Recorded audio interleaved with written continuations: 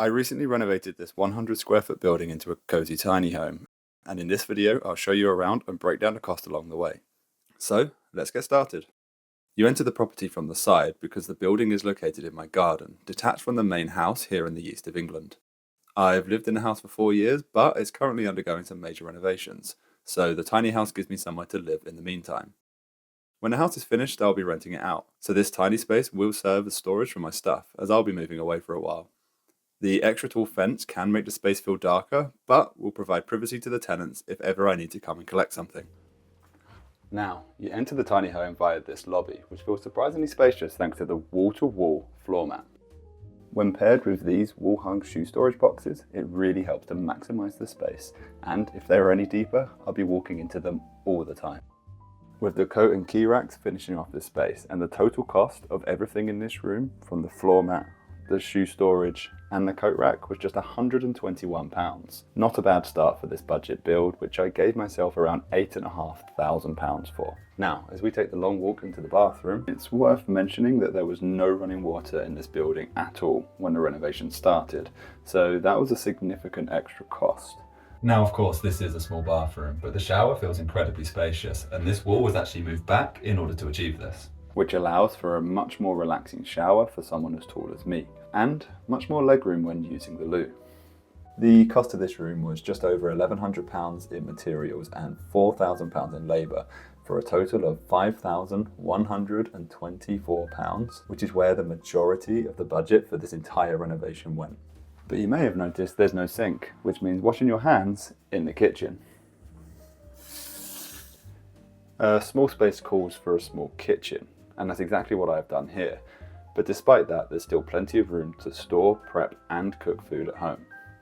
There's no oven in here, but I rarely use one anyway, and this 4-burner cooktop is more than enough to cook all of my meals, and the microwave is great for reheating any leftovers.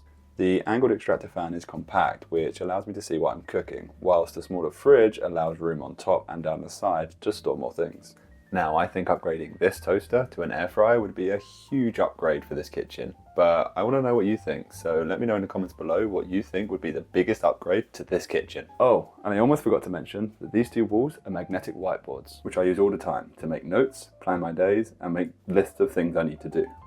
To heat the space, I used this electric radiator because I didn't want to run any gas lines into the property, as that would have massively increased cost. As for keeping it cool, I just have to open the window and the door, and the place will cool down within minutes.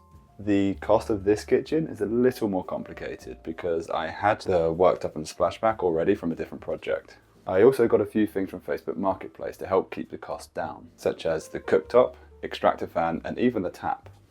In total though, it cost me just under £1,300, and if you added a little bit more for the bits I got for free, you could look to spend around £1,700 in order to achieve a similar look. Finishing off the kitchen, I have this floor-to-ceiling cupboard, which stores the majority of my possessions. Paring down from a 3-bed house to a 7-shelf cupboard did take some time, but it was something I was going to need to do anyway before the end of the year when I move away. And now we get to where I spend most of my days, the office. I wanted this area to feel more luxurious and professional, as I knew I'd be spending a majority of my time here, as a software engineer during the day and a wannabe YouTuber at night. So that's why I chose to make the desk out of a piece of solid oak from an old dining table which I found on Facebook Marketplace, which, when combined with the sit-stand desk frame, gives a lot of flexibility when working. The dual monitors are mounted to this stand, which looks much cleaner than just keeping them both on the desk, and more importantly, it provides a lot more space for everything else.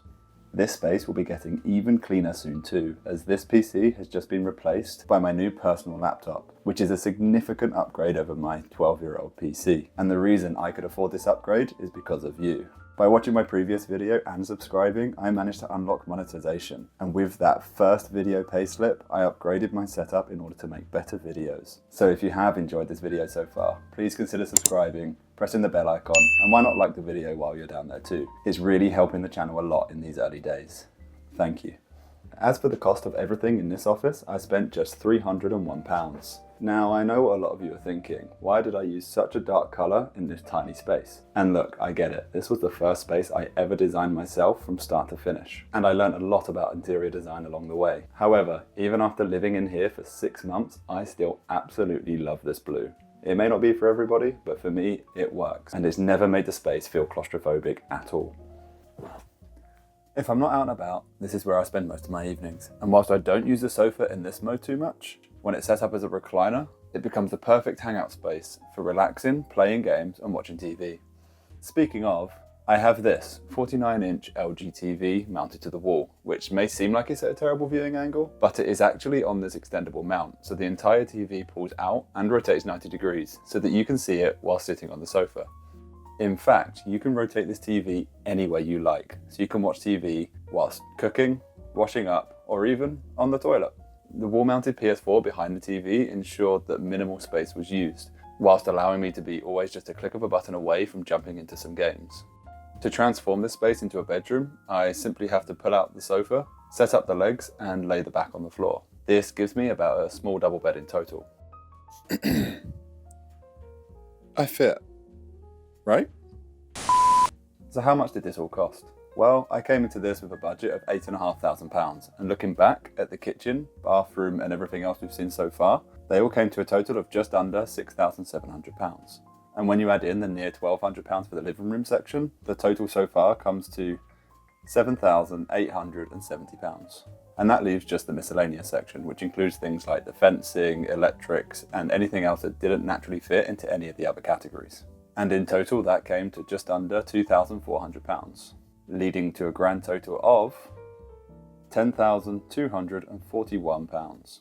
I'll admit it's a little bit over budget, but by doing the work myself, I helped keep that cost from getting even more out of control. So that leaves one more question.